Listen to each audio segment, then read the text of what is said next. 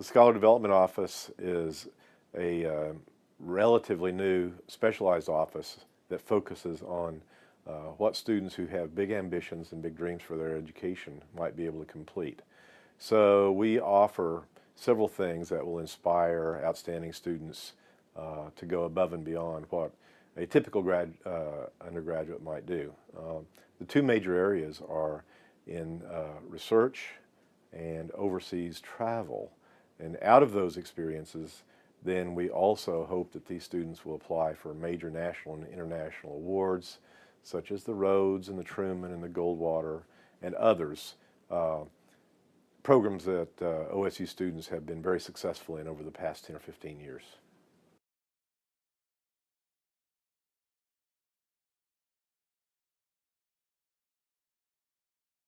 It's not often the case that just test scores and grades would indicate that a student is going to be successful. I would say that a typical student has had a lot of leadership activities in high school and perhaps a mid to upper range ACT score, but primarily these students display a really strong work ethic and a desire to succeed, and most importantly, a real curiosity about the world. When a student gets to a point where he or she applies for a Rhodes or a Truman Scholarship, the committee is not necessarily just looking for a great grade point average, but someone who is engaged and who has interests that go far beyond the university curriculum.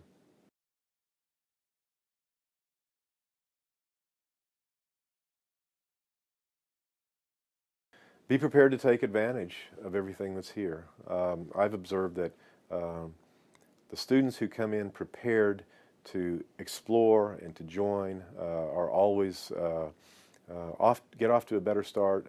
They make friends easier, and when they go through rough periods, as all students do, they have a safety net to fall back into. I've told students in many speeches over the years that probably beginning college as a freshman is the most opportune time a person will ever have. On the one hand, everything that a person has done in the past is no longer in play, but at the same time, the whole resume and the idea of writing on a blank slate is also in play, so that if you've had problems in the past or you've been confused in the past, none of that counts, and that only occurs for a few weeks during the freshman year. After that, everything that one begins to do is a part of the permanent record. So I always teach freshmen in the Honors College because I like that moment when students come in who have the whole world in front of them, and nothing that has happened in the past can affect them.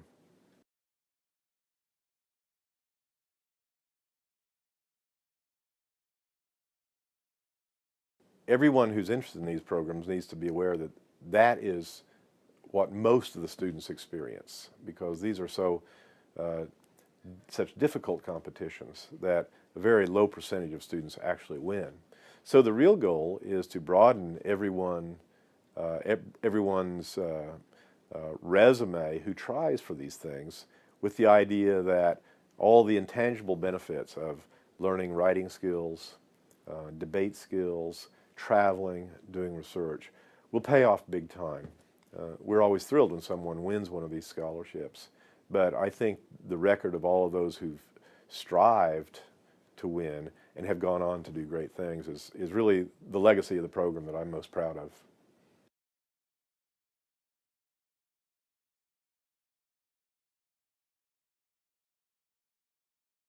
In scholar development, one of my favorite stories occurred several years ago when we had two very strong candidates who applied for nearly every major award and were ultimately successful.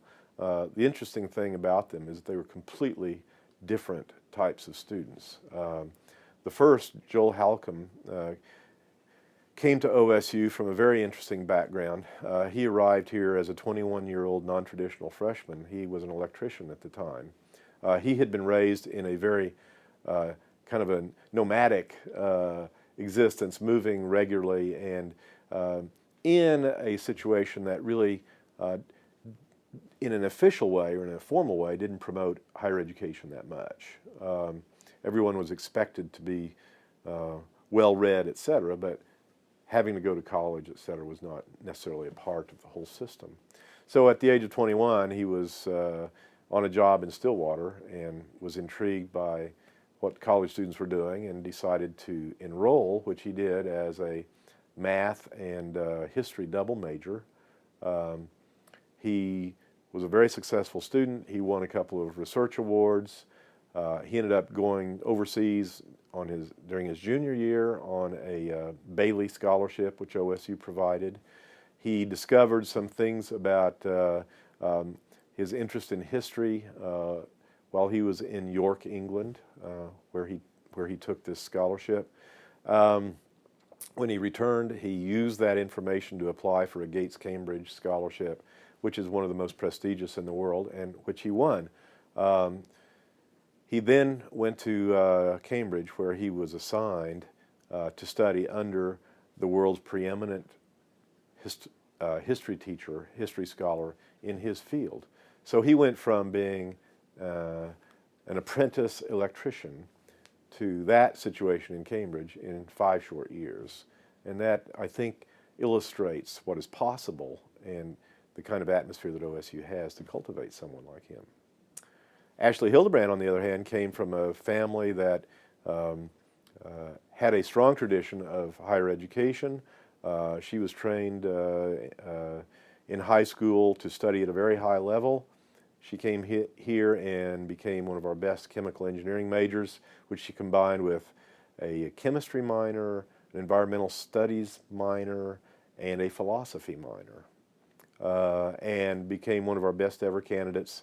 She also won the same scholarship that Joel Halcomb did in the same year. So I think they're parallel stories, but different stories, are very revealing about the atmosphere that exists on campus and what a person can do who wants to succeed.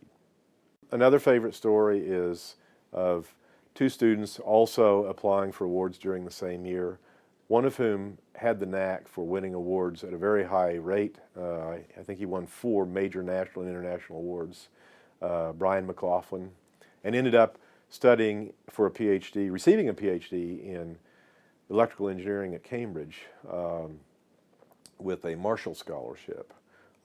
He just had the gift of putting together applications and interviewing in a very effective way. Bart Fisher had the same qualities. He was a triple major in business and agriculture. He also, on paper, had a tremendous resume, tremendous way of getting into the finals of competitions, but he wasn't quite as conversant in an interview situation as Brian, and he never received any of them.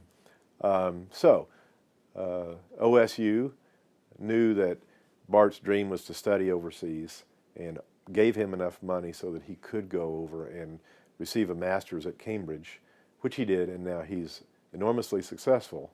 We have a picture of both of them graduating with honors from Cambridge the same year. So again, 2 different stories, but the same outcome, and I think OSU provides that sort of atmosphere where that can happen.